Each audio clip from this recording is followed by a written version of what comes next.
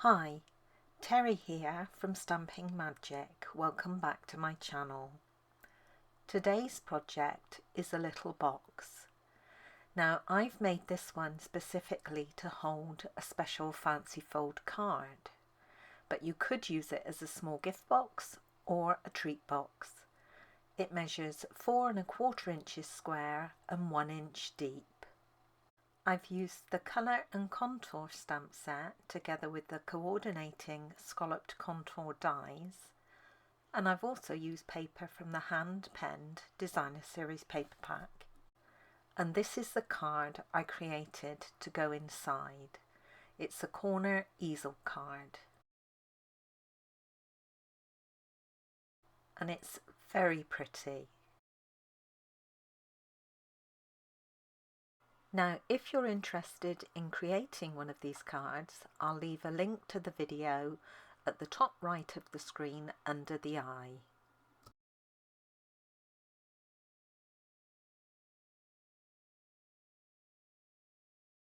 So, let's get started.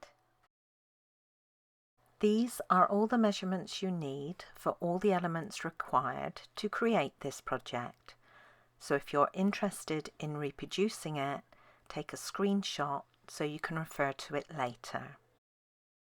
You will need 2 pieces of cardstock. I'm using Highland Heather. One is for the lid and one is for the base. The largest one is for the lid.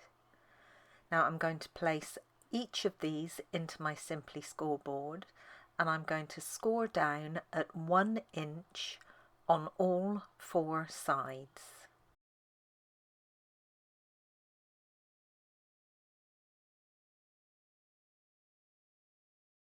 Now the lid, as I said, is the larger of the 2 pieces.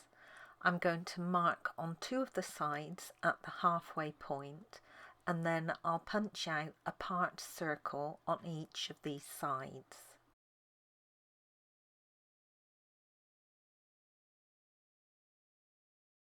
I'm going to use my retired 1 inch circle punch to punch the part circles, but you could use any circle punch or die, as long as you could get the width of the paper through your die cutting machine.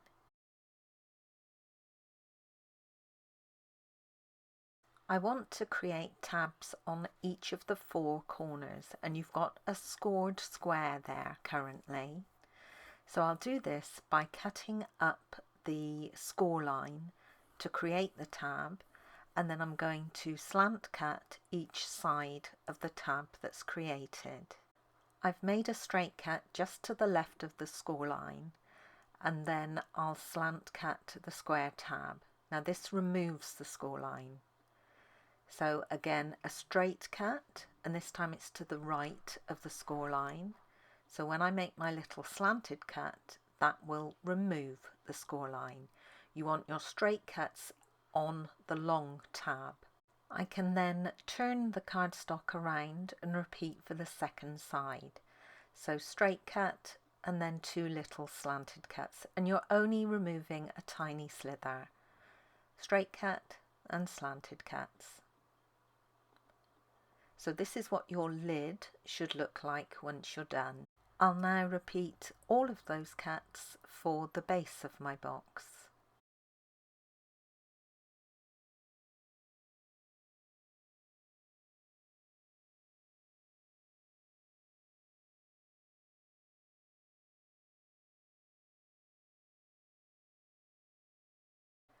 I can now fold on all of the scored lines and burnish them with my bone folder.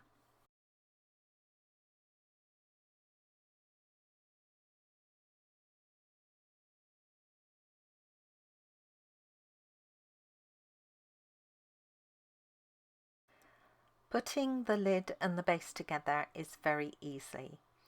All you need to do is add glue to each of the small corner tabs in turn and position them against the adjacent side section.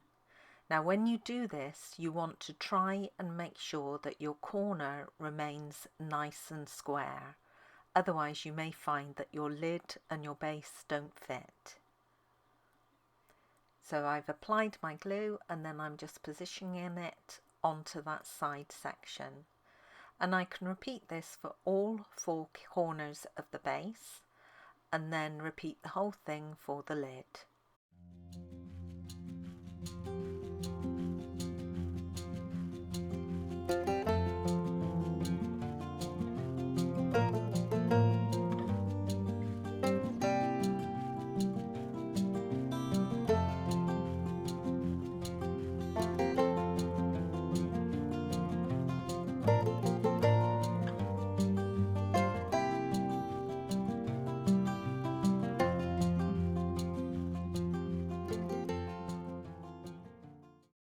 Then you can check that your lid fits your base.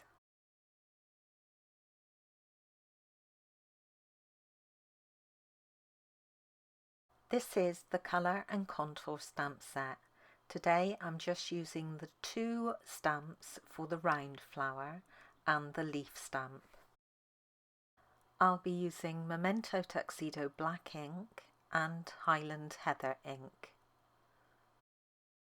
I'll start by stamping the outline image with Memento Tuxedo black ink, and then I'll colour this in using the other stamp and Highland Heather ink. I need 3 leaves, and these will be stamped using Memento Tuxedo black ink. Now I'm stamping these towards the edge of the cardstock because I just want to have the whole leaf. I don't need that squiggly part leaf. I'm using my Stampin' Blends alcohol markers to colour the centres of the flower, which are in light and dark Daffodil Delight, and the leaves, which are in light mint macaron, and then I'm going to use the dark mint macaron just on the edges.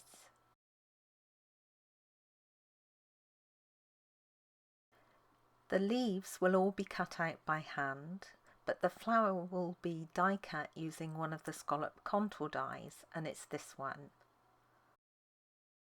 So I have my box here, and then to decorate the lid I have a mat of Blushing Bride and a mat of the hand pen designer series paper. Then I have my flower and leaves that I've just made, and I have 2 circles. I used the layering circle dies to create these. The white circle was created using the largest plain circle die, and the Highland Heather scallop circle the largest of the scallop circle dies. The white circle has been embossed, and I used one of the greenery embossing folders to do this. It's the one on the top, which is the rows of vines. When I placed the circle into the folder, I made sure that I centered the folder's pattern onto my circle. This gives a much better finished result. I've already gone ahead and added dimensionals onto the back of the Highland Heather circle, and I've also placed one onto the back of the flower. Just one, so it will be easy to slide the leaves underneath it. I can add more dimensionals to it later on.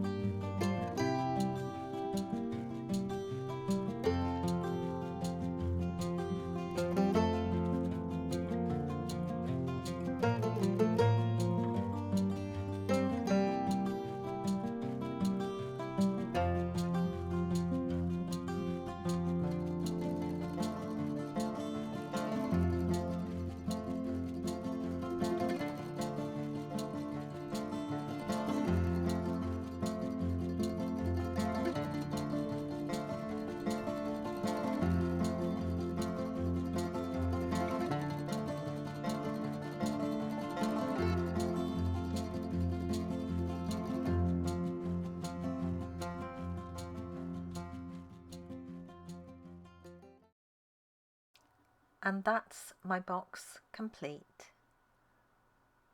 So the little part circles help you remove the lid. And this is the card that I've created to go inside it. It's a corner easel card. This is how it looks flat.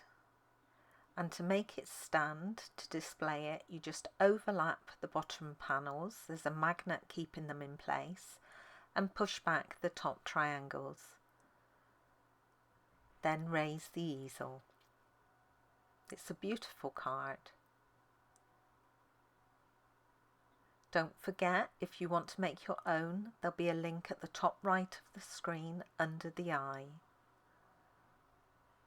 Of course, the box is perfect for chocolate treats or for a small gift. And here's another look at my original box. The colours I used for this one are Misty Moonlight, Pale Papaya, Cinnamon Cider and Garden Green.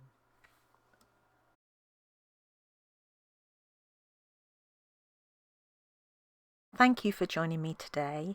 I hope you enjoyed this project. If you did, please give it a thumbs up and don't forget to subscribe and hit that notifications bell so you don't miss out on any future videos. Bye for now.